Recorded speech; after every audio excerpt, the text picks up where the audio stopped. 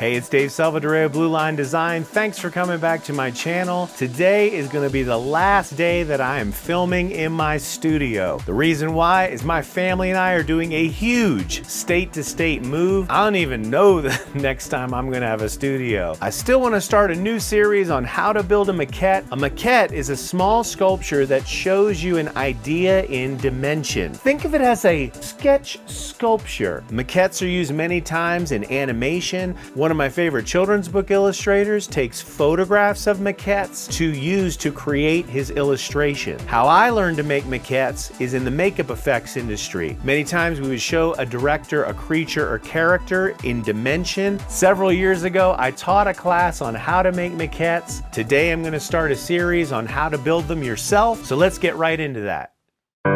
When building a maquette, you want to start off with some quick sketches to figure out what you're going to build. It's much easier to change drawings than it is to change clay.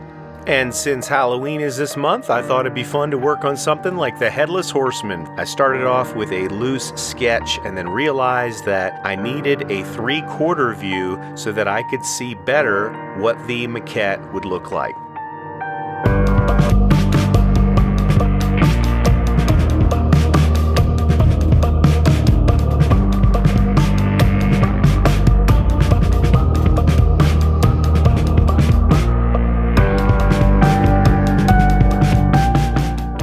Once I had a dynamic 3/4 view, I then went in and began to refine the concept. This is where you're going to really start to figure out what things look like in detail, but understanding that things will change when you begin sculpting. Ultimately, this is going to be a painted full color maquette, so I'm now trying to figure out what this will look like in color. And I tend to make maquettes that are more like puppets. It's 1 part sculpture and 1 part real materials. So I'm already starting to think about how am I going to make that cape out of fabric? What am I going to make out of actual leather? You begin to just think about how to solve these problems while you're working on your concepts. And something I want to challenge myself with is to see if I can actually make the jack-o'-lantern glow.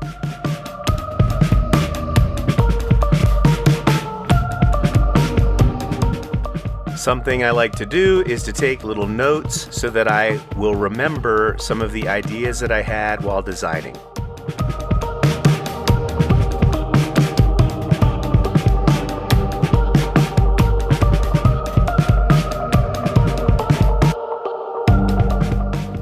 I decided to do a little study of the armor that's going to go on the Headless Horseman. It was an area that I hadn't quite figured out, so doing little studies help you to just focus in on one area and design that properly.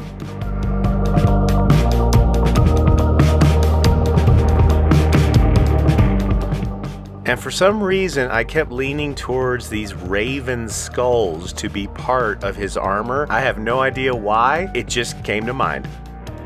With the concept art done, I was really excited to get started on this, so I printed them out and made a little inspiration board. Now I was ready to get started on the armature. Best part of a new project is you get to go to the craft store. I picked up a wooden base for the sculpture. I'm going to be working with good old Sculpey. I picked up some orange for the pumpkin, and I'm going to mix in some black Sculpey. I got a couple colors of fabric to use for the cape, and I also picked up some leather to use as well. I have a couple spools of armature wire. The bigger one will be for the main part of the body, and the smaller you use to wrap around it. Also, I like to sculpt using a Lazy Susan. I also have an assortment of sculpting tools that I've collected through the years. A good trick for plotting out your sculpture is to print it out on a piece of paper, and this way you get a good idea of the scale of it and how it will fit on the base. And then you can also lay your armature wire on top of this drawing to use as a guide for building your armature. For anyone that may be new to building maquettes, the first thing that you need to do is create what's called an armature. And an armature is like a skeleton that's inside of the sculpture. This is what's going to help hold the clay and give it a good foundation for building on. Once you have your basic form, then you take the thinner armature wire and you use that to wrap around your stickman armature so that the clay has something to grab onto. This is to keep it from sliding off or being pushed around too much. Once I have my armature wrapped, I make sure that it's about the size of the original concept by using the printout as a guide. It's important when making your armature to leave some length at the bottom of the feet because that's what you're going to use to attach it to the base. I then begin to position the armature as close to the concept as I can. You can then drill holes into the wooden base for the feet pegs to fit into.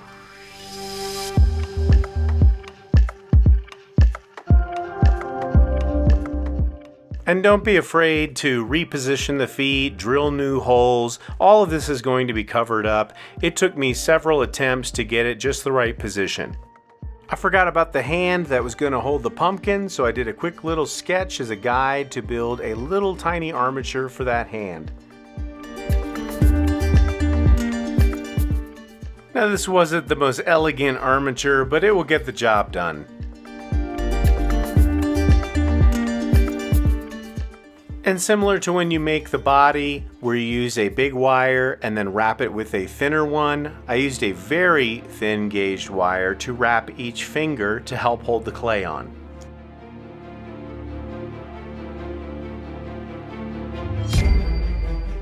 Next, I'm going to mix together something called Milliput.